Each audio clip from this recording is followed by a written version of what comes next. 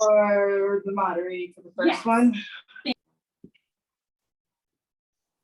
Hello, everybody, and welcome to the NYSTR Annual Conference. Today, we are starting off our live sessions with Marty. Marty is a sort of retired CTRS who has been a TR specialist since 1985. He has been certified since 1990. That's older than I am, Marty. He has maintained his CTRS credential in his retirement. He worked at Rochester Rehabilitation Center in their mental health division for a little over 33 years. Since his retirement, Marty has been contracted with Lifespan in Rochester. He gives wellness presentations for their senior programs and also provides one center with weekly mental health support. He is very grateful to be presenting at the NYSTR conference and hopes that everyone finds his session worthwhile. So a couple of things I want to remind everybody, please mute yourself if you are not asking a question. If you need anything, raise your hand, or you can always send me a chat if you have any questions. The attestation forms for all of the virtual sessions are on our website, as well as on our Facebook page. So please comment your name in the chat if you are attending, and also complete the attestation forms and send them to the Gmail. If anyone has questions, again, just send me a message, okay? Without further ado, here's Marty. Hi, everybody. Can everyone hear me okay? Is that a yes? Yeah, I can hear you, Marty. Okay. I'm having a problem with my camera. I don't know how to do it. So I don't know how to proceed, Jess. We can still hear you if you want to present just with your voice. Yeah, because my camera's stuck and God, I feel terrible because it's worked before, so it's kind of throwing me for a little loop. But I guess I'll just have to, because I just see a picture of myself. I guess we'll get started. Jess, why don't we put up the slide for the goals of the session? Is that up? Great. Hi, everybody. Does anybody know much about RAP? Have people heard about RAP before? We use RAP plans in the children's respite at Hutchings. Okay. Anybody else? And you can unmute. I'm not familiar with RAP. Okay, thank you. Thank you. Anyone else? Okay, RAP stands for Wellness Recovery Action Plan, and it's evidence-based practice used in some outpatient and inpatient mental health settings. And I want to go over the goals of the session and then the outline of the session, and then get right into it and the practical applications of RAP. So the goals of the sessions are to state an understanding of the purpose of a RAP plan, which is basically the definition of a RAP plan. Then to identify the similarities between mental health recovery principles and TR philosophy. And this is really a wonderful connection because mental health recovery philosophy and TR philosophy go hand in hand. They're really rooted together. And I think as therapeutic recreation specialists, we have a leg up because our philosophy is very consistent with mental health recovery philosophy. And RAP plans are built on the philosophy of mental health recovery. Then to understand the 7 sections of a RAP plan and to start thinking of how to put them into practice. Primarily in our work life, but if anyone wants to say, you know, I wonder if I could do some of these things in my own life in terms of managing stress, coping with changes, keeping a good mood alive, because I know I found that helpful for me as well. And then to identify at least 3 ways to weave RAP into your work, either through group TR practice, individual practice, or weaving it into every intervention or a lot of interventions that you might use, even if it's not specifically a RAP group.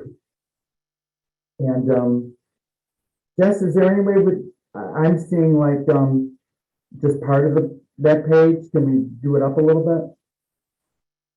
Okay, thanks. Oop, a little higher. I'm sorry. To go to the fifth, yeah. And here's why I'm very excited about RAP and TR and the conference implications. If we're trying to advance the profession, the one way I felt I did this is that by showing competence in working with individuals in our settings and also in being specialists in the disability group that we work with. And RAP, because it's such a rich mental health tool, that the recreation therapist led this group, I felt it gave credence to our profession and our knowledge. And I don't know about everybody else, but I worked always in interdisciplinary teams, and sometimes I was the only rec therapist on the team. So to be equal there, I was very fortunate because my coworkers were very respectful of my role and the things that therapeutic recreation did. RAP is a bunch of sections as we'll go into it. And basically, after we go through the definitions, RAP is a plan that people set up for themselves. And it's usually set up in a notebook. People have a notebook and they do the different sections. And it's a way to identify strategies, to manage stress, to stay healthy. And a lot of the things in RAP on these lists, if people are making a plan of how to have a good day, what to do if they're triggered, what if they're having a little off day, a lot of the strategies are leisure pursuits. And the beauty of that is no one knows the benefits of leisure pursuits like us. And not just, oh, do art because it makes you feel better or it gives you something to do. But we can come up with, it taps into your creativity. It gives you something to do that you enjoy. It pushes out all the other stressors. It gives you something to talk about. It gives you another interest area. It adds to your wellness. I don't know of any other profession that can speak of the benefits of leisure pursuits like us. And I worked with wonderful people in my career, art therapists, social workers, but I felt that as a rec therapist, we had a leg up, or I had a leg up on the benefits are endless and the joy that leisure pursuits can bring and how they can serve as healthy habits and also coping skills as well. So that's why I'm excited about RAP. And right now I do these presentations at senior centers and I do present on RAP sections because some people might say, I can't do a whole RAP plan because I only have people for a short time or it's not conducive, but there's certain RAP sections that you might be able to use in your work and in your life. So the outline of the section is the goals of the session and introduction, which we've just done, the definition of RAP and a little history on RAP, mental health recovery principles, the sections of RAP, and then a mini RAP exercise if people would like to take part in that as well. And if anyone would like this information, the total presentation or any of the stuff I have on RAP, please feel free to email me. I'd be more than happy to send you anything. Because I have other presentations on RAP and other materials that I've already printed up that I'd be more than happy to send it to you. Because nothing's copyrighted, because I'm just a regular person. So I'd be more than happy to share. And okay. So Jess, we're moving on to the definition of RAP, which would be the next. This is what I got from the Copeland Center for Wellness and Recovery. So I'm going to read the definition and read it along with me. The Wellness Recovery Action Plan is a personalized wellness and recovery system born out and rooted in the principle of self-determination. And as soon as I saw that self-determination in this definition, I thought, that's TR. TR, mental health recovery, kissing cousins, so similar. RAP is a wellness and recovery approach that helps people to decrease and prevent intrusive or troubling feelings and behaviors, and to increase personal empowerment, to improve the quality of life, and to achieve their own life goals and dreams. Working with RAP can help individuals to monitor uncomfortable and distressing feelings and behaviors, and through planned responses, reduce, modify, or eliminate those feelings. A RAP plan also includes plans for resources from others when an individual cannot make decisions, take care of him or herself, and or keep him or herself safe. And this is from the Copeland Center for Wellness and Recovery. When I read this definition the other day, because I wanted to backtrack and look up some stuff, I thought, boy, this is a lot of words, but it also speaks to the level of relationship between RAP and TR about increasing personal empowerment, improving quality of life, having people achieve their own goals by the goals that they have identified for themselves. Let's go a little down, Jess, to the next page. This is like my definition of RAP. RAP is a way for people to identify what strategies they can use to get well, manage stressors, improve mood, stay well, and ward off feeling worse. In other words, that proactive part of it. And very importantly, part of the RAP plan is what to do when you're feeling worse or in a crisis. RAP was developed by Mary Ellen Copeland, and many of the tools can be found online. You can Google stuff and find all her resources. I have about 4 of her books. You can Google RAP plan, the Copeland Center for Wellness and Recovery, Wellness Recovery Action Plan to find resources. There's a variety of nice tools. There's even a book. It's like, I think I got it for like $10. It's printed. It has all the worksheets printed. So there's a lot of material to get on RAP, and it's easy to find by Googling it. Let me tell you a little bit about RAP's history and development. In 1997, Mary Ellen Copeland is from Vermont, and she hosted this seminar with a bunch of people on strategies and tools on how to get well, how to stay well. And they kind of met and presented this stuff. You know, like what to do on a day-to-day basis, what to do when you're triggered. Let's be proactive with a little plan so that when things happen, you're just not stuck. Or what do you do when you're in a crisis? What do you tell your family in advance so that if you're in a crisis and not able to care for yourself, how can the family assist you? And do this all in advance. And they did this big brainstorming thing. And then, of course, I'm just summarizing. A hand came up, I guess, in the seminar, and the person said, this is all great, but where is it written down? It's great that you all had this discussion, but where's this stuff written down? And that's basically how RAP started. When someone says, where is it organized? This is great to have a bunch of strategies for a bunch of different emotional states, but where is it? And that's basically how RAP was born, you know, like 25 years ago. Okay. Any comments or questions at this point? Okay, thanks everybody. I feel so bad that you can't see me. Not that I'm that much to look at. Okay, so a little bit further, Jess. All right. I want to go over the keys to recovery and mental health principles. The first 5 are the ones that the group that developed RAP with Mary Ellen Copeland. Oh, just backtrack. Mary Ellen Copeland actually, you know, is very educated, very wise, but has gone through all the mental health system and the hospitalization and the depression. So she's done it from both ends as a clinician and as a user of the mental health system. So these are the 5 principles that RAP is built on. The first one is hope.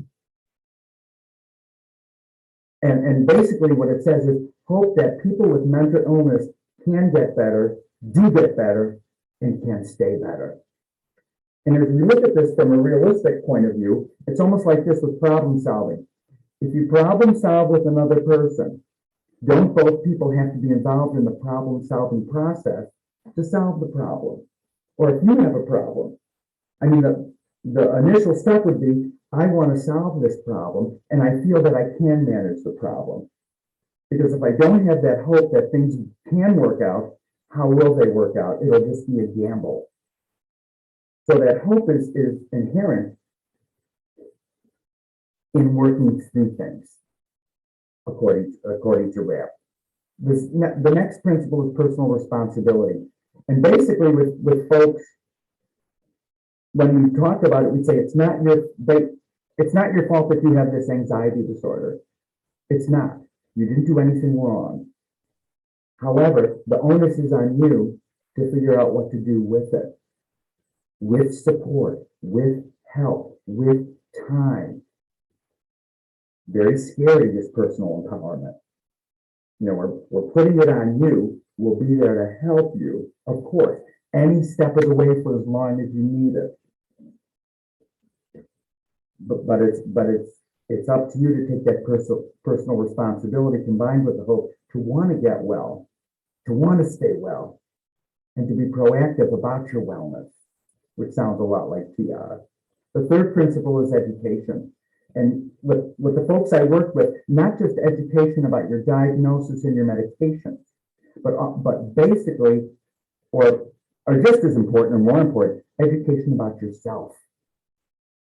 What triggers you? What upsets you? What works for you? Let me say that again. What works for you? What helps you best?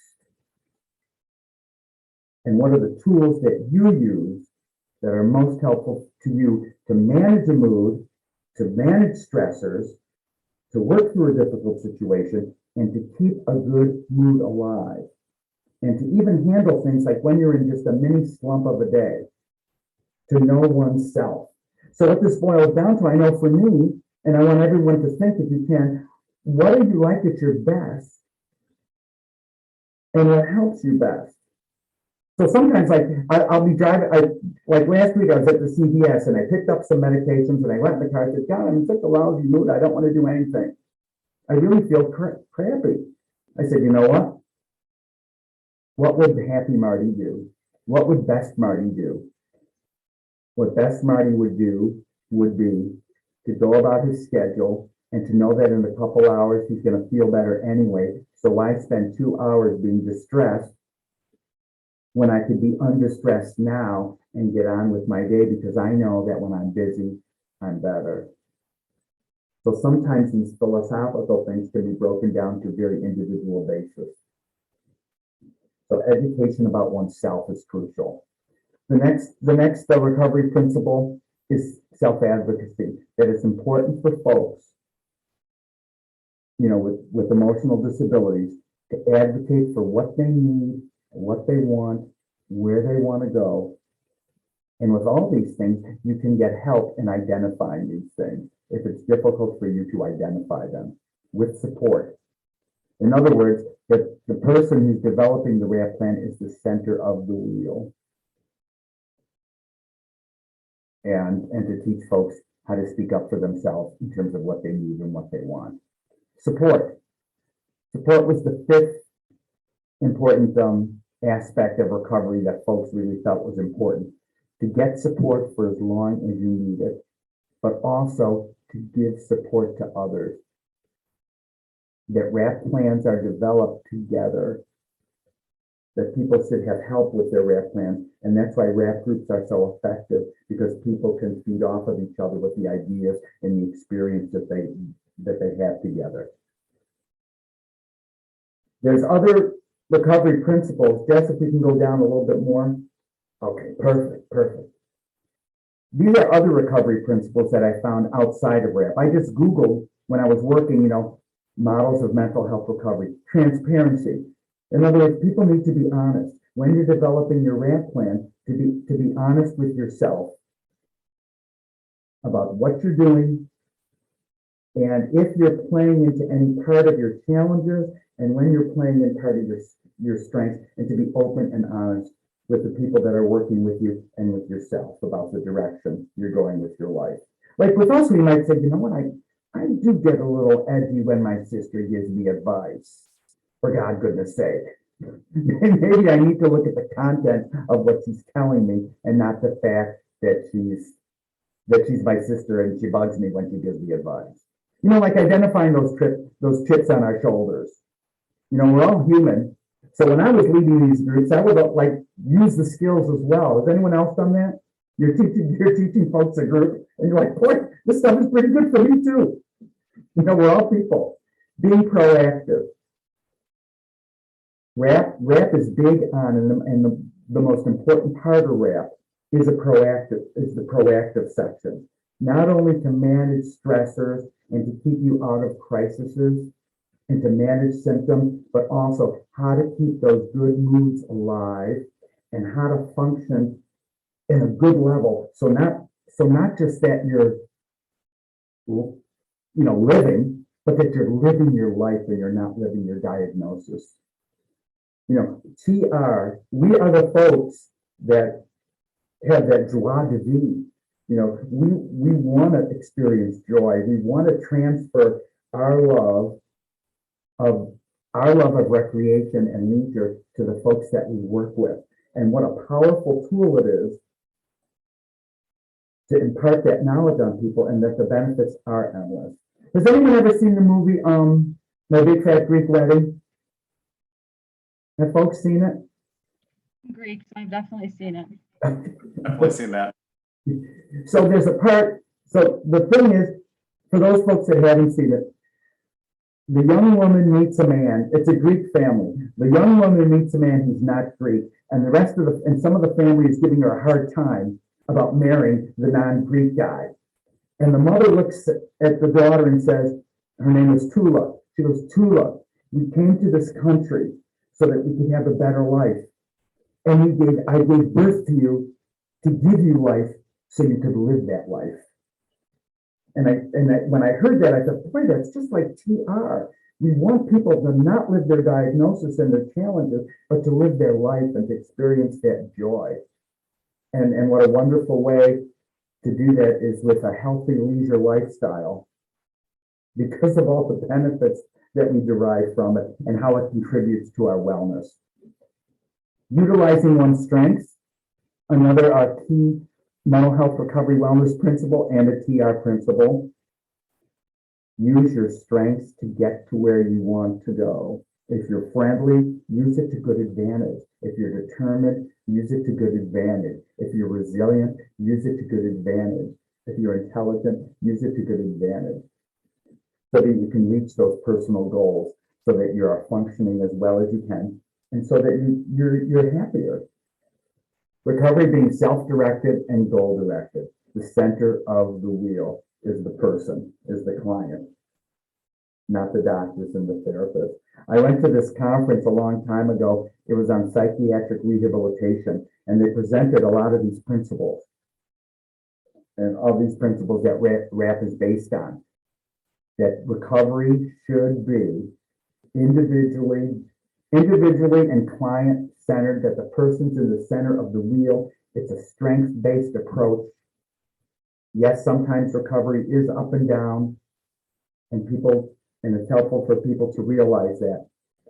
And everybody was so excited about this stuff. The client is the center of the wheel, strength-based, their goals, proactive. And people were so excited about this wonderful new thing because it was wonderful. And I'm sitting at the presentation. This conference was in Boston.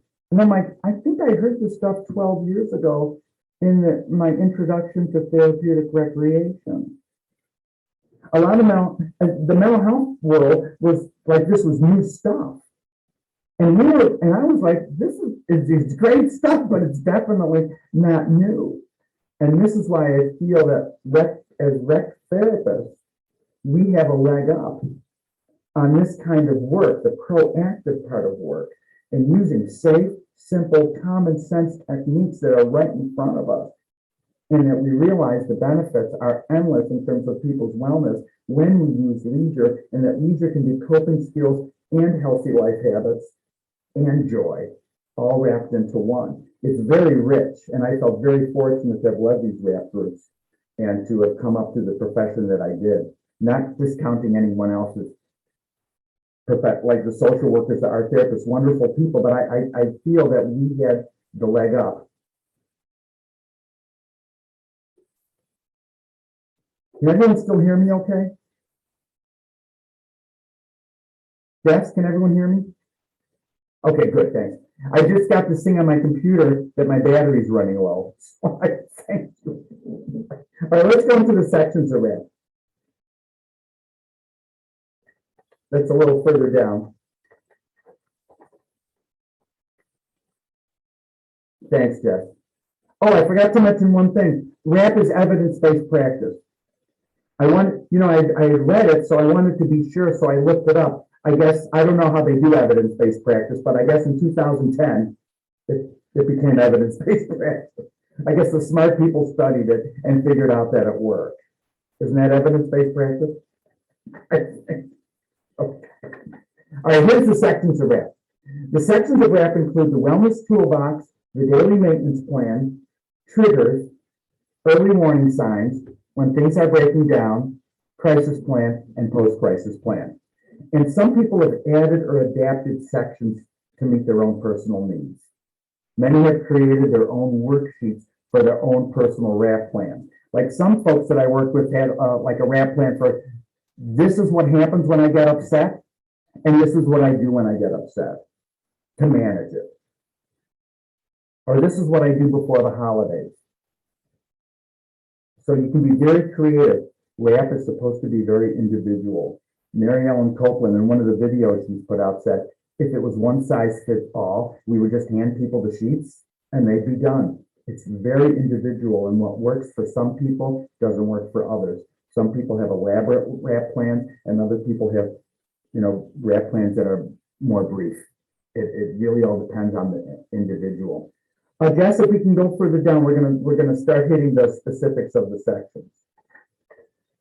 Okay, perfect. The Wellness Toolbox is a master list of the coping skills and healthy life habits people can use to get well, stay well, and to ward off stress. And in the toolbox, people can also put in things to avoid. Some people, the group I did, they wanted a separate sheet that says, here's what I need, here's what I should avoid. Now, the Wellness Toolbox could just be a brainstorming period of when people come up with all the things that they can do, possibly, to manage stress, manage change, keep a good mood alive, their master list of coping skills, and healthy life habits. My folks were kind of daunted when we were, when they were given this task.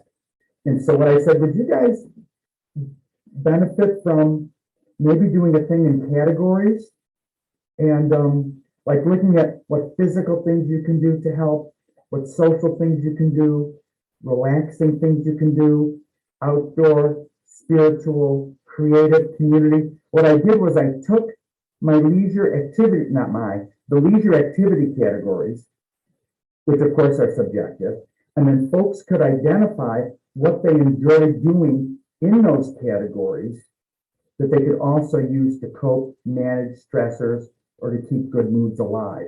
It had kind of a way of identifying people's preferences in terms of things that made them feel better, kept them even, or that they already were using to manage stress, and to look a little deeper so they could start problem solving about, you know what, I do some physical stuff to up my mood, some outdoor stuff, creative stuff, community stuff. So this is all from TR, using those leisure activity categories to start the list of the Wellness Toolbox. Of course, I added other things to that, like chores, problem-solving techniques, weekly scheduling, healthy eating, take your meds. Some of the folks said, part of my Wellness Toolbox is I just need to pay attention to my hygiene, my grooming. Other people said, I really need, I really do encouraging self-talk. I need to have a positive attitude. I need to stay around people. That helps me a lot. My stress management techniques, my yoga, my meditation, my going for support. It's really it's a big discussion. This Wellness Toolbox feeds the whole plan, and it can be very specific techniques.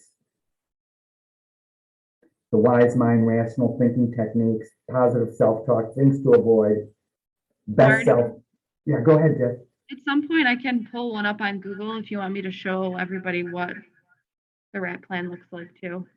Sure, because I had my notebook here, but because because I couldn't figure out how to do my camera, I was gonna show everybody. That would be great, Jess. And everybody, I do these talks at these senior centers, and one of my topics is day-to-day wellness, where I present on the first couple sessions of RAP. And I'm reading actually all these categories off. I have my notes that aren't in this presentation. Like I said, I'd be more than happy to share whatever I have with you, if that would be helpful to you.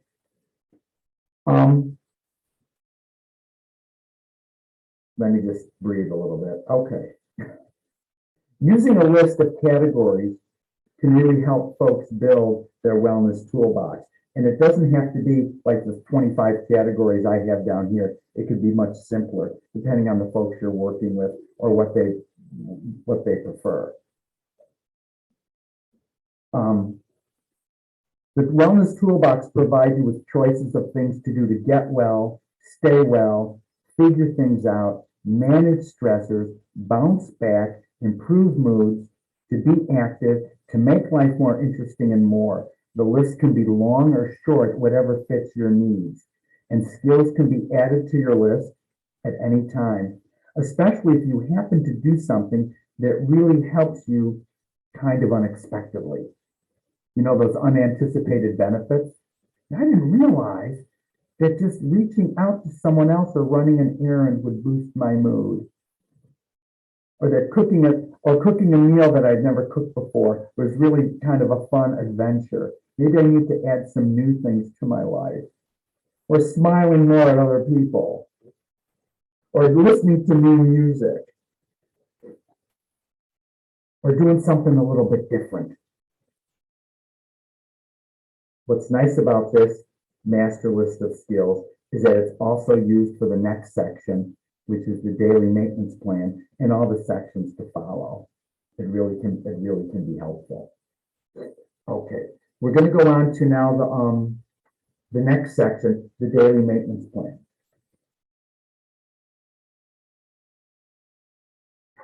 All right. The daily maintenance plan could be one of the most important parts of the plan. And the daily maintenance plan is made up of 4 sections. The first section is, what am I like when I'm feeling well? The second section is what I need to do every day to stay well. The third is what I might need to do on any given day to stay well. And the fourth section is what I might need to do, but not as often. I don't know if that's a regular RAP section or something that I came up with based on, I love my friends, but I don't want to see them every day for coffee. But I do want to see them once, twice a month, for sure, or once a week. That kind of stuff. So that was a big leisure thing. Let's go back. Let's go over the sections. The first one, what am I like when I'm feeling well? Folks needed help on this when I was doing RAP plan, because some folks had never felt really good consistently enough to even, picture themselves being well. So what Mary Ellen Copeland said in one of her teaching videos was, if you don't know what it's like to feel well, how would you like to feel? And these are the things to look at. The personal qualities that shine through when I'm feeling well and doing well. The feelings I have when I'm feeling well. The behaviors and actions I exhibit when I'm feeling well. What does a typical good day look like? And how am I thinking when I'm feeling well? So actually looking at it, what are your smarts, your skills, your personal qualities that shine through? You can list those things out. I'm social, I'm honest, I'm generous, I'm motivated, I'm relaxed, I'm calm. I'm really funny. I want to do things. I can manage stressors. I can handle change and, float through things pretty well. Some people might, I don't know about some people. Here's how I operate. I want everyone to think of what do you like on a good day?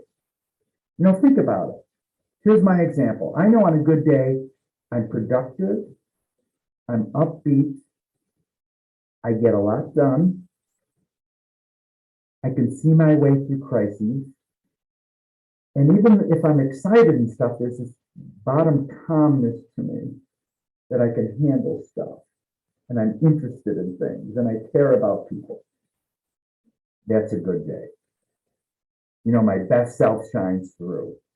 So going back to the Wellness Toolbox, one of my techniques is I ask myself, what would good Marty do on a day or a moment or an hour that I'm not doing well or feeling well?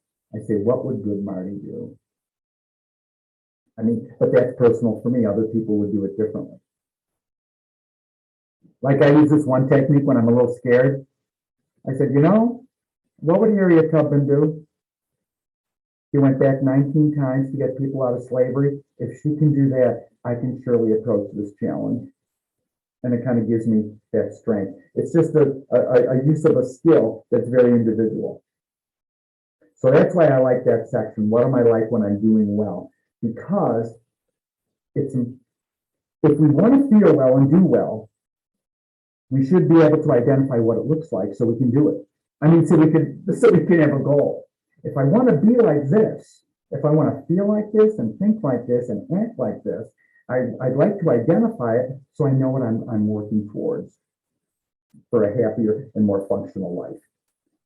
If we identify what we're like when we're feeling well, if our clients can as well, then they can compare that to when they're not feeling well. Say, oh, something's going on. Something's going on with me because I'm not at my best right now. I'm not feeling well. I see the difference.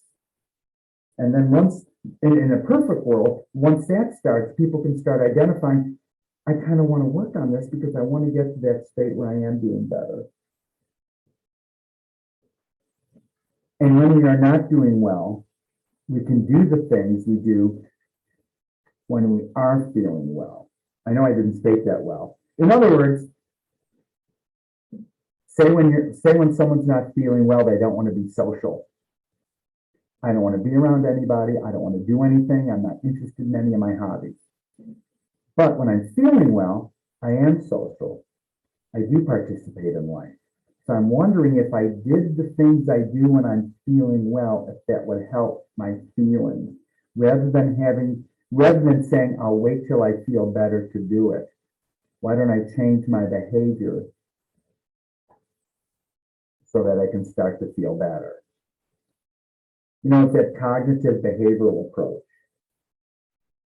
You know, in other words, in this other book that I read on coping skills, the author said one of the skills is to get busy.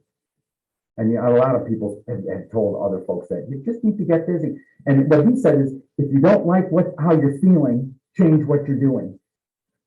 And I said, boy, that's pretty powerful. And we added with my folks, and change how you're thinking. If you don't like how you're feeling, change what you're doing, change how you're thinking. And ask yourself, is this thinking helpful?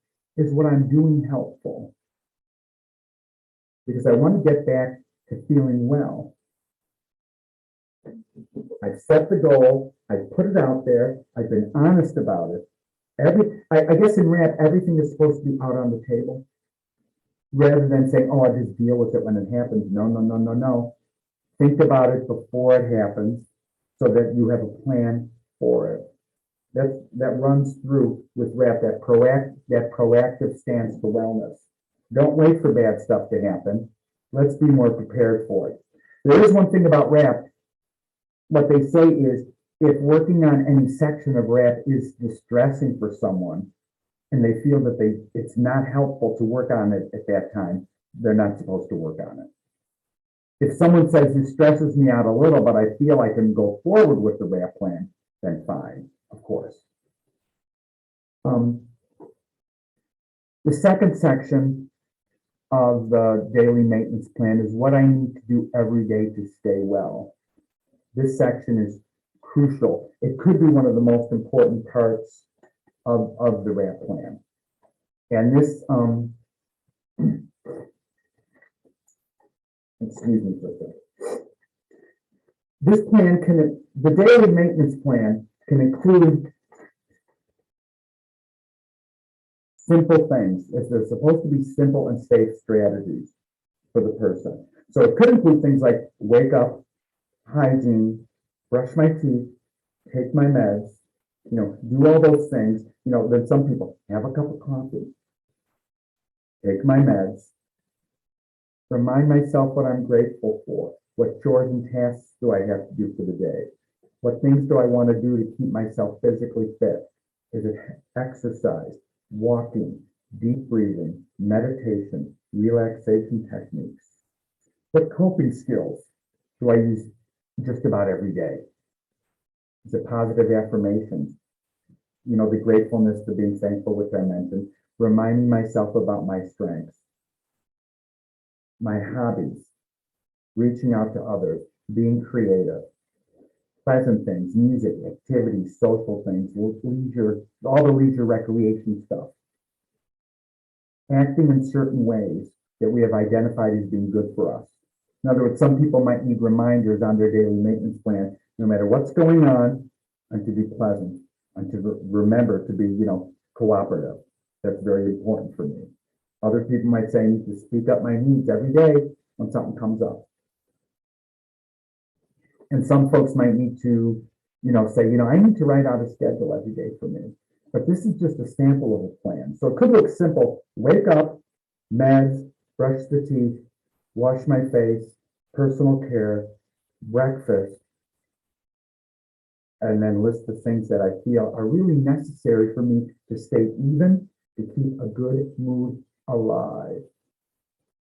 And the list can be very long or very short, depending on the individual. Any questions or comments at this point? RAP is, the one thing about RAP, I think it's a wonderful tool, but it's pretty expansive. So that's why I'm suggesting for folks, as you're thinking about it work-wise or for you personally, that maybe just some of the sections would be applicable to my population or my work. Because I work with long-term folks. So I had them, for a while. It's much different if you have people short-term. The only thing I was going to mention is that we use this for a safety plan in some of our programs at Hutchings. And what's really nice about it is the kid fills it out with somebody. And then after we copy it and put that in the chart, and the child gets to keep the original copy. Yes. Yes, the safety plan, the crisis plan. Exactly. Some people have adapted their plans to say, if you say, I'm not going to do this stuff every day, but in the second section of the daily maintenance plan, these are things that I'm going to do 3-4 times a week, 5 times a week. Weekend, I might have a different plan for myself. There's a thing you might, sometimes I even ask myself on a day that I'm not doing well. I say, is there anything I'm not doing that's on I don't have a RAP plan, but in my head I have a RAP plan. Is there anything I'm not doing? Am I not exercising as much? Am I not taking my morning walk? Am I not keeping the house clean? Have I taken all the meds? Am I getting enough sleep? Am I eating well? The things we ask ourselves, this plan for those people that do get emotionally deregulated more often than others, and it could be a person with a disability or not. Am I doing healthy things for myself? And what's gone by the wayside for a while? Maybe I need to do some of the things on my daily maintenance plan to get me back on track. And I have them written down in my notebook, in the RAP plan, which is separated by sections, so that someone can refer to their daily maintenance plan to say, oh, I haven't done this, I haven't done that. I forgot my grateful exercises. I haven't been meditating. I haven't been doing any art. I haven't been outside enough. I haven't been using my coping skills. Okay. The third section is what I might need to do on a given day. What I might need to do on a given day is a section for the things we may need to do on just some days. It could be things we don't need to do as often. It may also be things we need to do on a day when there's nothing really wrong, but we're just kind of in a mini slump, or a little tired, or not particularly motivated. Any section in RAMP is optional. If someone says this really doesn't apply to me, or I really don't see the usefulness of this for me, then it's naturally, okay, then don't do it. I mean, that just makes sense. And this can include things, in addition to your daily list, it can list things that you do a little bit more of or instead of. Or maybe just some things that you just need a little perk me up. Nothing's really wrong, but just, perk me up. And it could be, on days like this, when I'm just a little bit off, it's a day that I do write out my schedule. Maybe I need some extra yoga or relaxation exercises. Maybe a little more social contact. Maybe a little more time by myself. Maybe a little bit more singing or joy. Maybe I need to take this day a little bit slower. Maybe I do need some spiritual or uplifting reading. Maybe I need to call my cousins. Or I need something funny in my day, or something really pleasant. I need to invite a friend over. Need a little more social contact today. I need to cook my favorite meal. These are just examples. It's very individual on a day that you're a little off. Maybe I need to just give myself a pep talk and remind myself of things.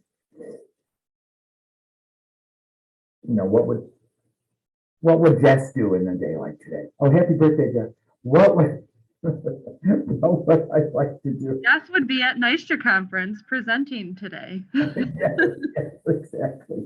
on her birthday. Yes, on your birthday. Sometimes, I don't know if anyone else uses this technique, but sometimes I'm like, I have this friend, Michelle. Well, she's a colleague. What would Michelle do? She's up, when I get frustrated with things, Michelle's always showing love for all the people she works with. What would Michelle do? Or what would a patient person do? I think that was born out of, the WWJD, what would Jesus do? When you're feeling kind of ugly or snarly about something. I don't think Jesus would feel like this. When I'm waiting in line in Wegmans or Tops and tapping my foot impatiently, I'm like, what would a patient person do? They would, put things into perspective. That's a big skill, isn't it, everybody? And realize that in 10 minutes, if it's not going to bother me, why should I let it bother me now? Because it's not that important. And as we all know, coping for our clients and for us takes time, effort, reevaluation, creativity. The most effective copers are those that have a variety of coping skills to utilize. That's why therapeutic recreation is such a great thing, because it gives us such a variety of things, not just to cope, but to enhance our lives. And this is woven into every section of RAP. And I think our folks that we work with see that in us when we work with them, that we really believe this stuff, and not just, oh, you need to keep busy and be social because it'll make you feel better. That's like nothing. But it is something to say, when you're connected to other people, and people miss you when you're gone, and people welcome you when you're there, and you can count on these people. That's why you build a social network. And you learn more about other people. And you care about other people. And you put them first, and they put you first. There's such richness in all that, rather than, oh, it's just nice to have a friend. Of course it's nice to have a friend, but the benefits are endless. I think I want to put that on my tombstone. Uncle, husband, therapeutic recreation specialist. Really woven into our characters, a lot of us, isn't it? And I think that shows through our work. It shows through our work. I think that's why people like us, because we're competent and we're genuine. Okay. What I need to do regularly, but not that often. This was really born out of TR. I thought, you know what? Leisure planning, leisure scheduling. You schedule in the big stuff, but do you schedule in your own solo joy? Once a week, I do need to go to a park. I do need to call Gary for coffee. I do need to take care of some errands. I do need to do laundry once a week. It can't be all leisure. But this section is really having people be proactive about how they plan their days and their weeks and their months and looking ahead. Has anyone ever read any of these happiness articles that say that sometimes people are more happy anticipating an event than the actual event? Having stuff to look forward to is a wonderful thing, and it gets people into the habit of social planning, leisure planning. So that's the same on the things I might need to do, but not as regular. Like ordering food once a week, coffee, visit with a friend twice a month, a movie night, special treat, ice cream Sunday night, walk outside once a week or twice a week, nature time, email, when do you call people out of town? Now, how many people, I know sometimes it's a spur of the moment that you call someone, but how about, maybe I need to be a little bit more mindful of how often I contact people, do certain hobbies, do my chores to keep myself organized, check my calendar for upcoming appointments. Maybe I need to spend some days during the week or moments during the week that's just extra quiet time for me. And then plan some things that are like day trips, special things, in home or out of the house. I know these times are different, that we don't need to, go over that in terms of how often we go out and are around other people. And, spend time with the grandchildren. Can you tell I work with seniors now? There's a lot of grandchildren. So this section really encourages people to look at their days and their weeks and their months more proactively instead of waiting for life to happen. Why don't I make my life happen? The daily maintenance plan can be the most important part of the plan for some people because it really sets the basis. I'm already feeling well or have those moments of feeling good. I want to keep those moments alive. I want to do what I can do to be more resilient, to bounce back. I don't want to ignore my stresses.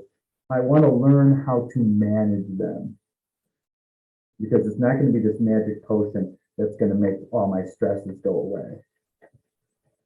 I have found for me and some of my folks that they've said, you know what? The small stuff really doesn't bother me as much because of the skills I'm learning. That skill generalizability is so crucial in TR and in mental health work that people can use the stuff in their natural lives. For all the sections, you've noticed a lot of the things we've mentioned are regular things: safe, simple, regular, enjoyable, or necessary things that are parts of our lives. And some adaptations of this, there might be different plans. To ask yourself, will a daily maintenance plan help the people I'm working with? Will it help me?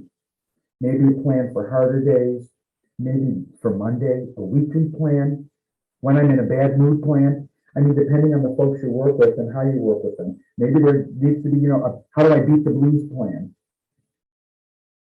Or I need some energy plan. If we're thinking outside the box on how to use RAP in a variety of different ways. It's all about, us and the settings that we work at and what we can do with RAP.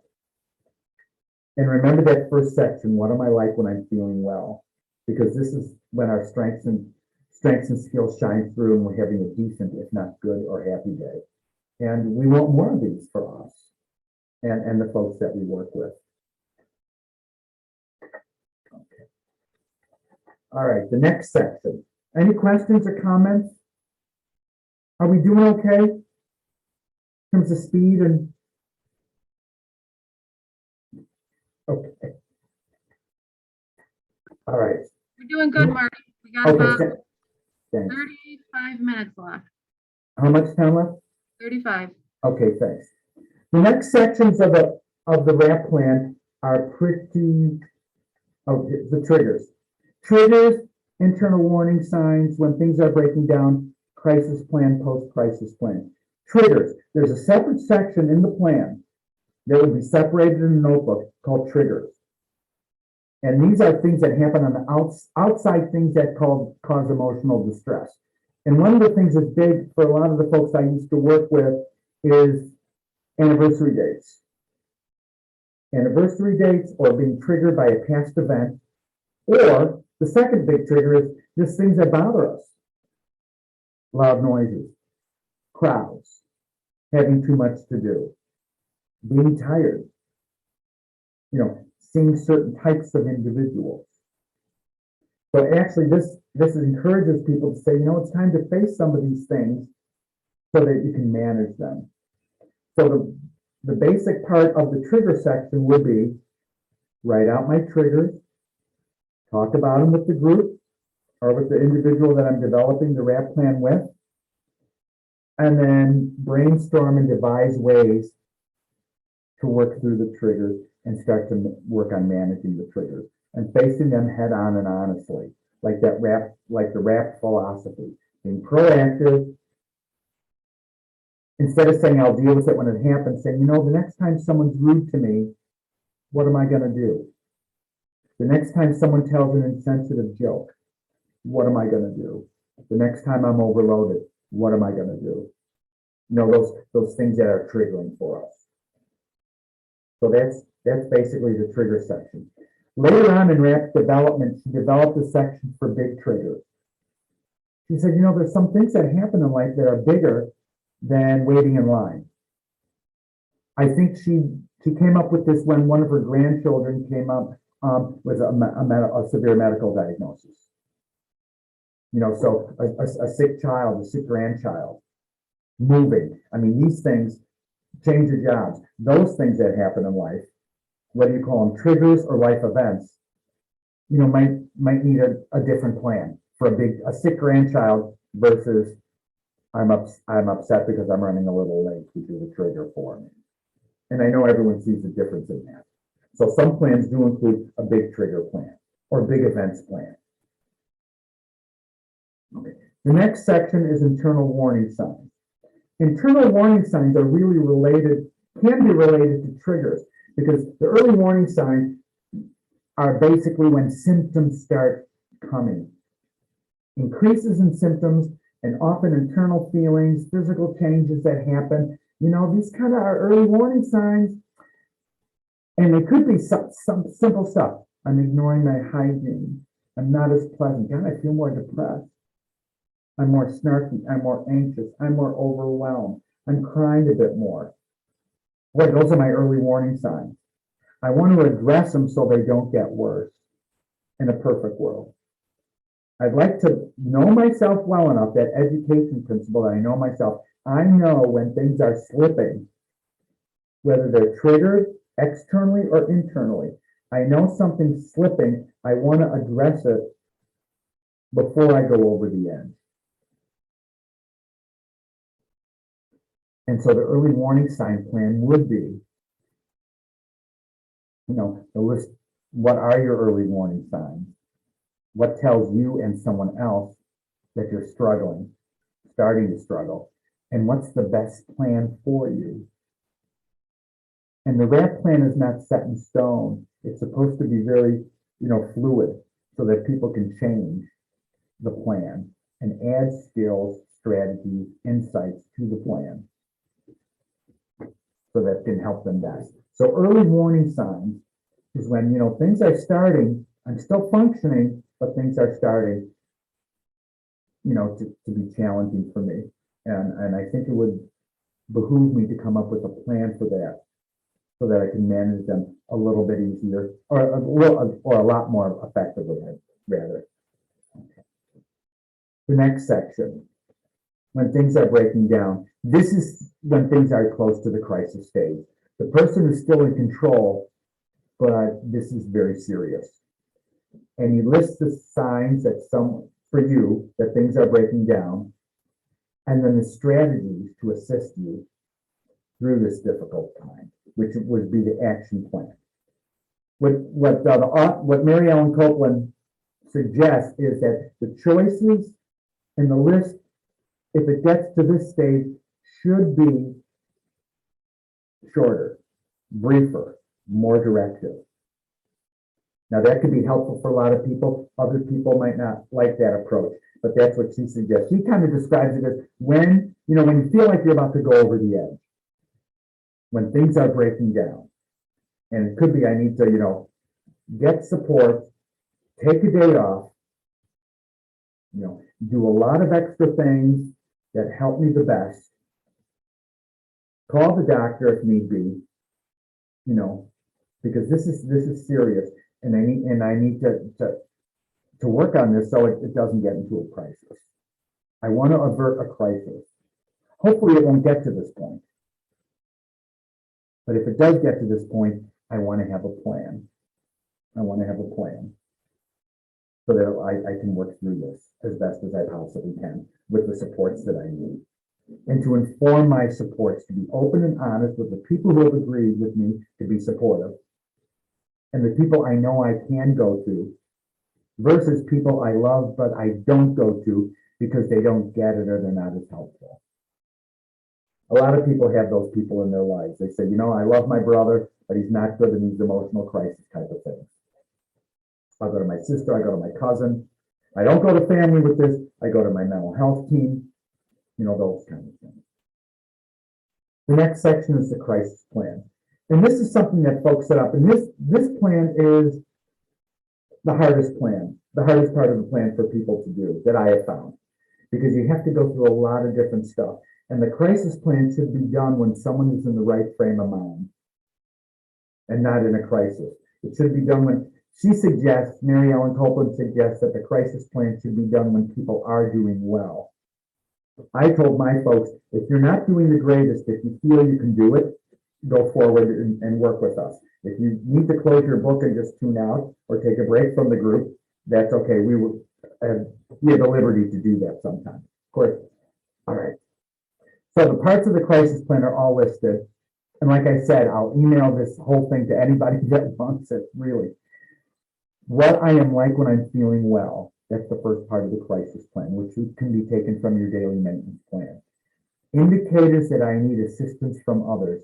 In other words, identifying, what tells me I'm not doing well. Who takes over for stuff and who doesn't? Because when you're in a crisis, like with the garbage, the mail, care for the pets, do I need shopping? Do I have children? Medications that help and medications that don't in my current med list. Treatments. What treatments to avoid? What treatments help? What strategies help? What skills help? Here's how I want you to deal with me when I'm in a crisis. Listen to me. Don't yell at me. Don't judge me. Just validate. And if I say that I'm not doing well, it means I'm not doing well. That's part of the transparency that mental health wellness thing, recovery principle about transparency. If, in other words, the person needs to take stock, hopefully, when you're not doing well, you need to be honest about it and tell me. In other words, everything, in a perfect world, everything should be above board and over the table. I'm not doing well. I've tried all the skills, all the supports. I'm really in a crisis. I need you to help me now, and I trust you to do so. Home community respite care plan. If hospitalization or any extra supports needed, do I need someone to come in and stay with me? Do I need to go to someone else's house and stay with them? Do I need more contact with people during this time? Most people want to avert the hospitalization, but it should be a choice for folks if they choose that they feel that they need it. And above all, safety. Safety is the first. Safety first. Safety first. Safety trumps everything. Okay. Treatment facilities. What treatment facilities are preferred and what treatment facilities are to be avoided should be in the plan, and what professionals are preferred and who's to be avoided, if possible. Okay. And Jess, can we just tool up a little bit on the H? See where the thing is?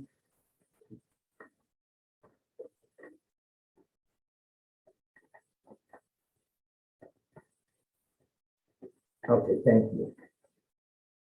All right. Things that others can do that would help and things that won't help.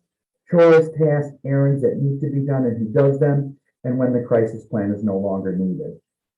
It's kind of like when you break a leg and you rally the troops to help. It's kind of the same system, but different, of course, for when there's a mental health crisis. in terms of the crisis plan. The crisis plan is involved and it is shared with other folks. You know, the supports are to be identified so that if, you know, God forbid there is a crisis, that we know that we have a way to deal with it and that it's planned out. But she explained it so well. She said, you know, it's such a bad feeling when someone goes to the hospital and the family doesn't know what to do. They're wringing the hands. What would Marty have wanted us to do? It's kind of, you know, it's like an advanced directive almost, you know, the healthcare, it's like a mental health care proxy, isn't it? So that's the crisis plan. Okay. The post-crisis plan. The post-crisis plan was added a little later, and I'm not sure how long, because what she said was sometimes folks would come back from the hospital, and because they weren't suicidal or there wasn't a crisis, people thought they were fine. She goes, it really takes a while for someone to build back up. So a post-crisis plan is the person is safe and not in danger, but they're not doing well. And to avert going back into crisis mode and to get the person back up to snuff, to where they're satisfied with how they're doing, a post-crisis plan is needed or could be needed if the person felt it was necessary. And then here's the steps of the post-crisis plan. For the person to identify when they're out of the crisis. You know, when I'm cooking for myself, when I'm going out and about. When I tell you I'm not in a crisis, I'm safe and I'm motivated enough to do some things on my own. And who are my supporters in a post-crisis phase and who is not conducive at this point? And here's what I need people to assist me with in a post-crisis phase. I'm not in a crisis, but I want you to check in with me. Can you shop for me once or twice? Can you help me with this, that, or the other? It's like when someone's in surgery. They're in surgery and they're in the hospital. Once the hospital discharges them, they still need help in the house. So it's the same thing for a broken ankle, like it would be for a mental health thing. I need these things in place to ensure continued recovery from the crisis. You know, support me in going back to either program, work, volunteering, or I need to just do half days until I fully recover. And what is my daily plan to help me feel and function better? The skills I need to focus on. Maybe there's a specific daily maintenance plan for when I'm in recovery from a crisis. And these are the things I need to do right after a crisis. What do I need to do? Who do I need to reach out to? What are things I need to take care of or have someone assist me in taking care of? Whether it's mail, bills, pets, you know, everyday stuff and the emotional stuff. I need someone to come and draw with me, walk with me, be with me a little bit more now, a lot more now. I guess that's what best friends are for, isn't it? And best supports. And then these are the things I need to avoid after a crisis, so I don't throw myself into things that are going to be harmful for me in a mental health way. So that's the post-crisis plan. I know that's a lot of material. That's all the wrap sections. I know it's hard to do in one session, but we did it. But we still have more to do, because don't I have about 20 minutes? Yes, thanks, yes. Yes, do you want me to show what the RAP plan looks like right now, or do you want to get into Yes, that'd be great. Thank you, Jess. And thank you, everybody. I'm still upset about my camera. it? Okay. I know you're smiling and happy wherever you are. I am smiling.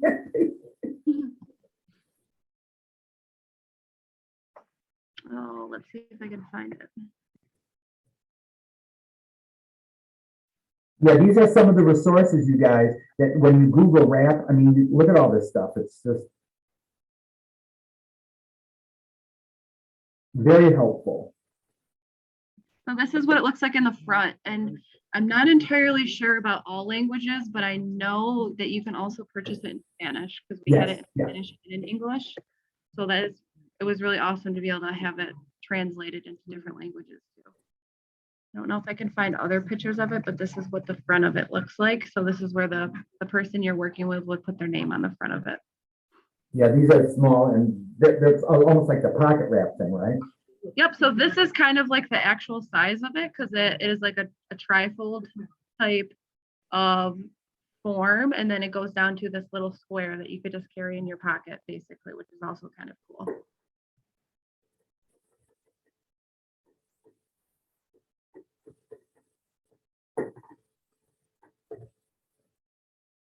Thank you, Mimi, for your comment. I do love, you guys, I do love wrap, and I use it all the time with the seniors, the Wellness Toolbox, the daily maintenance plan. I mean, I just did I think in the past, like 2 months, I did 3 or 4 sessions on wrap. It's very applicable. But I didn't have to do the crisis plans when things are breaking down, but the daily maintenance plan was so wonderful.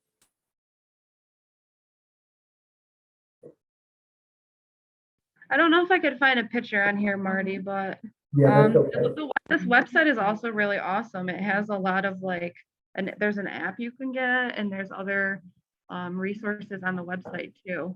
There's That a people might also. on the last page, I listed the resources I use because there are some wonderful wrap books that are really terrific. I mean, that I used. I mean, when I first started doing the wrap group, like 10, 12 years ago, I was 1 week ahead of the people. You know, they said, we need a wrap group. I said, okay, I'll do it. It's about time. It is a lot of work, though. I will admit, the wrap, and maybe I dug too deeply into it. I should have handled it simpler. But as I was learning, I tend to get to, into the minutia. So it was a lot of work, but I felt it was good work.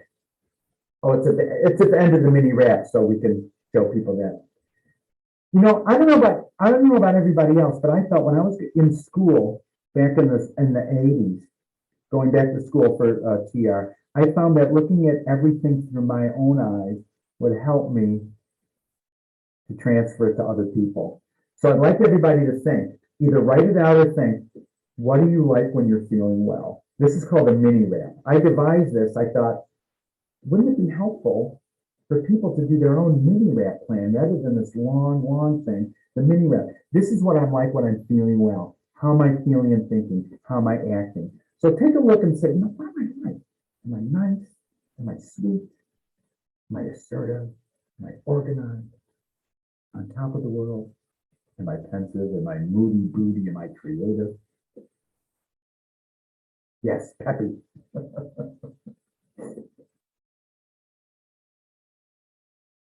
So kind of operationalize. What am I like when I'm doing well?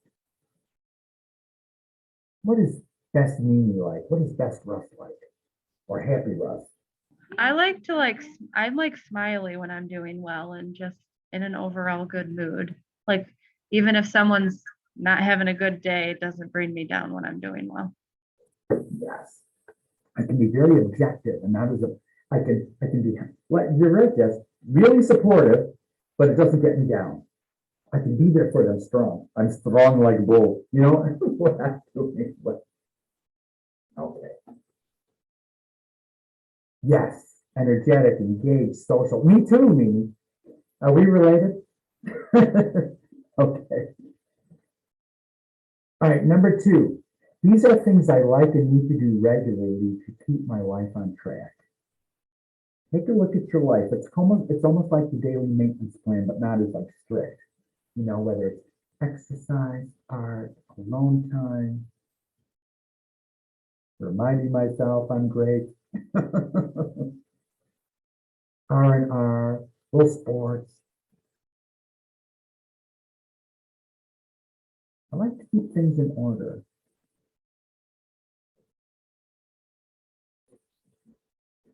I like to keep the house clean. I like to have my I like to play video games excessively, so it's also great for me, and also I have to limit myself. There would be things to avoid. Excessive video game. I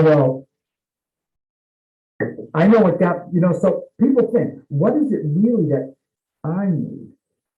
Yes, nature. Oh God, I love nature. The benefits of the outdoors, they're wonderful. I was doing this presentation on the outdoors. It said if you exercise indoors or outdoors, you get more benefits outdoors. If you eat outdoors, you get more benefits from the eating and the socializing outdoors. I guess that's why people like picnics. There's something about being outside. They said there's some chemical or there's some helpful bacteria in dirt that improves the mood. Could you believe it? I guess that's why people are happy when they garden. But think, what do I do regularly? And then we can dig a little deeper. What do I need to do a little bit more? You know, I feel like it's like a soap note, if you're familiar. What's the plan? If I identify that I love exercise, I love being outside, I love my friends, I love relaxing with a cup of tea, I love being organized, maybe I need to do a little bit more of that to get to where I want to feel. Yeah, maybe I need to do a little bit more of this. The third thing, when I'm feeling a little bad, these are the things I can do to help myself feel and do better. Is it an activity? Is it a pep talk? Is it support? I meant a self-pep talk, because I know we're all our own coaches.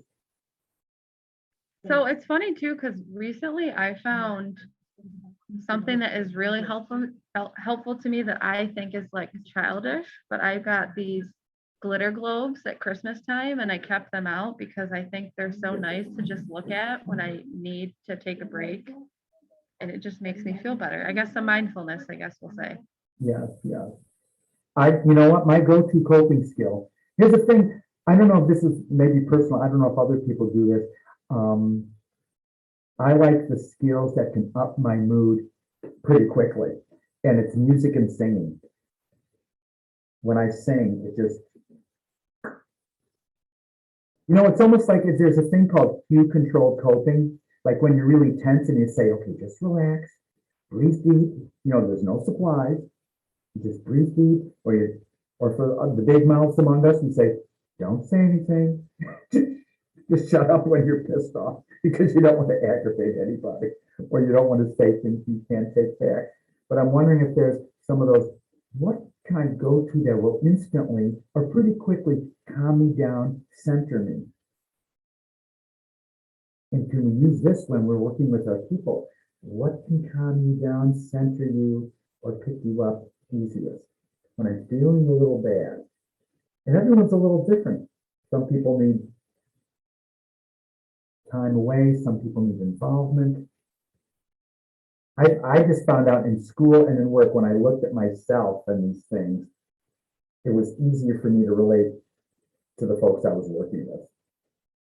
And I don't know if that's because of my own neurotic nature or just because I thought about it.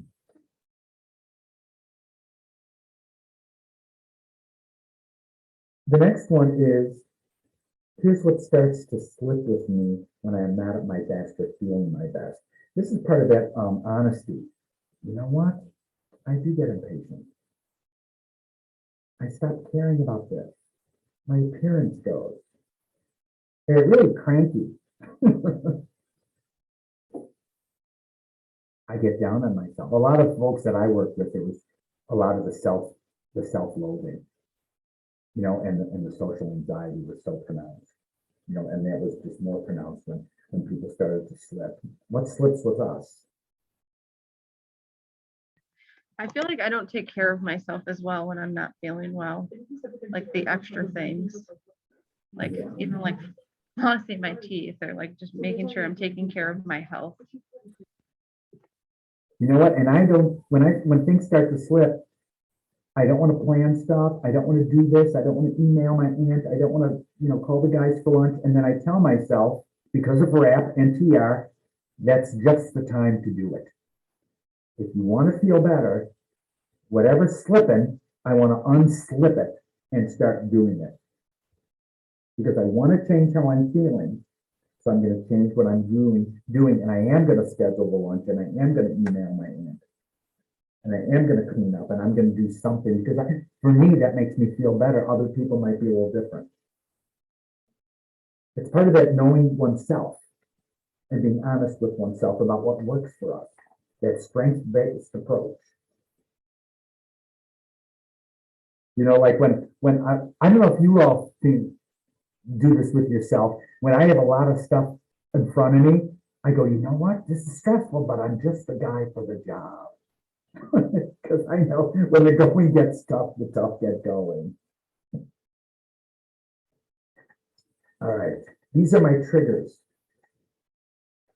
Things I need to be mindful of managing when they occur. And you could include big triggers as well. And it could be simple things that aren't so simple. Crowds, new stuff. And then the big stuff, work pressure. And it's all subjective. Crowds might be a little trigger for some people or a major trigger for other people. What are my triggers? My mother, don't tell me. Do you want people to answer that question, Marty? They could if they wanted in the chat box or out loud, whatever works, because we are a small group. This takes some introspective though, when you say, you know, I do get triggered. Rude people, loud people, people who drop a lot of F-bombs in public. You know, and we all have big, you know, politics, the world, you know.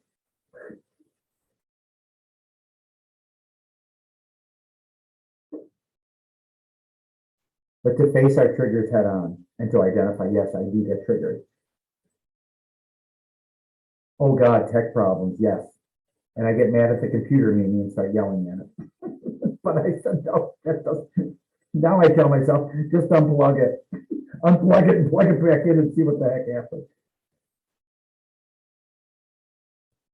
Yes, yes. When inanimate objects don't do what they're supposed to, like putting in a screen door. Ugh.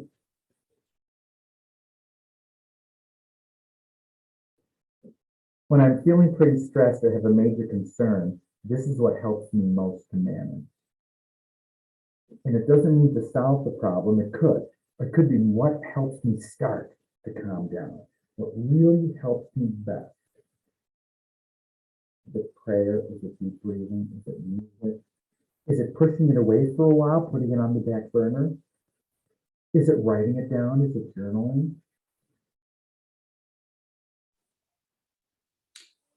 I think for me, it would definitely be about pulling things apart and start finding ways to tackle them incrementally so that I feel like I'm making progress. Excellent. A lot of the strategies are like you just said. You know, I need to analyze it, get it out there. Thank you for the comment. Yeah, some people are, you know, in other words, a strength-based approach would be if you're working with someone who's analytical and problem solving, let's put that intelligence to good use. You can fix a car engine. You're a great repairman. Let's use that same intelligence and problem solving with your emotional challenges or to manage stressors. Let's do those problem solving steps. And remember your successes in problem solving in the past. Yeah, it's like that age-old question is, do I need to distract from the problem or focus on it? You know, make that decision. 7, these are my main supports. They're the people and the places that I rely on.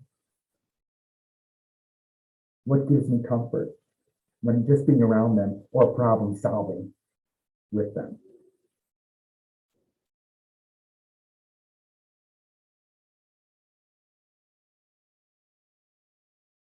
And I think most of us know that, but I wonder if some of our folks, you know, when we work with folks, they don't have a list of supports or they don't realize, or they haven't said, you know, this place is very helpful to me. You know, whether it's a group they belong to, a church, a faith community, family, friends. And some people, you know, when I work with it, they needed to build a support system because their lives had been so challenging with their mental health stuff. They didn't have that.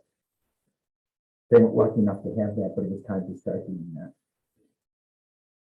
And these are things I need to stay away from when I'm not doing well.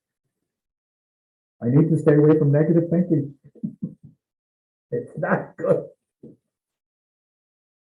Or doing things that aren't helpful. For some of our folks, it would be stay away from certain people,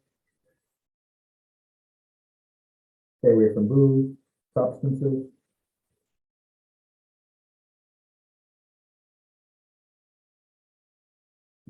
And then the last thing, when I'm not thinking clearly, this is what I need to do. What are the supports that are most helpful with this? Look, there's a few more.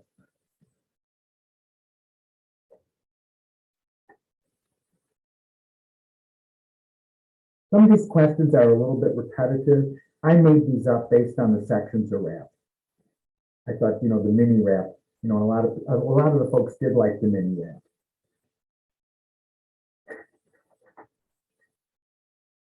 And then when I'm in a crisis, these are the people I can really count on in my life.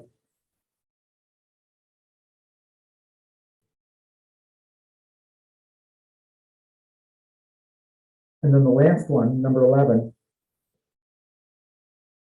here's my prescription in my own words for what I need to do when I am not well at all. I may even want to write additional prescriptions for when I am triggered or just minorly stressed. This is really related to the action plans in the sections. This is what I need to do in a crisis, when I'm stressed. It's really a proactive approach so that when people say, I get nervous and anxious so often, let's have a separate plan for that. Or that's what your plan should be focused on, because you've identified that as your main challenge that's preventing function and happiness at a satisfactory level. It's preventing you from feeling joy and serenity. So let's really focus on that because you've identified that as your main thing. So that's what a mini RAP looks like. And these are the books, these are the references that I've used. And these are all things on her on the web page. If you Google RAP or the Copeland Center for Wellness, they're always trying to sell their stuff too. So it's always there. The first one, the RAP Plus Wellness Recovery Action Plan, Formally Living Without Depression, Manic Depression. It's a big book. It's a good book. I use it a lot. And the Action Plan Workbook has all the worksheets in it. That second one, 2014 by Mary Ellen Copeland. And please, I really email me if you want, and I'll send you what I got. Because it's good stuff. And we're the folks to do it. Really, I see.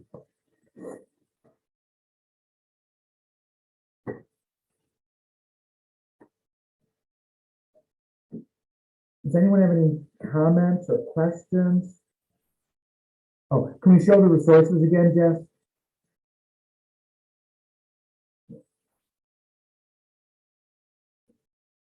Thank you.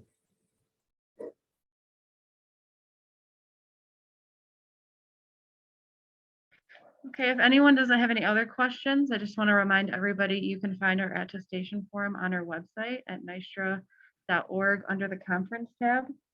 You only need to fill out one attestation form for all of the virtual sessions that you complete. It's a 10-page document, so you just fill out one per page and then send it to the nystra 2022@gmail.com when you are completed all of them before April 19th. Thank you, everybody, for attending the session, and thank you to our speaker, Marty. For another year, you are presenting with us at nystra. Hopefully next year I could be there in person. And yes, I do remember to the person that meant they're not reading the news and how. as a trigger or something, difficult. Does anyone have any questions? Anyone?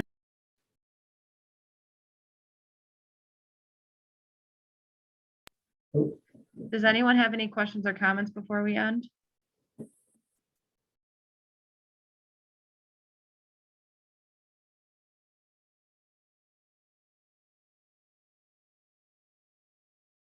Oh, thanks, everybody, very much. I appreciate it. Thank you so much, Marty. Oh, you're And thank welcome. you for everybody My pleasure. attending the session today. Thank you so much, everyone.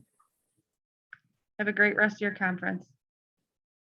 I'm waiting, you know, you guys can't see. Mhm. Yes, thanks for everything. Happy birthday. See everybody at the other sessions. Thanks, guys. Thank you all.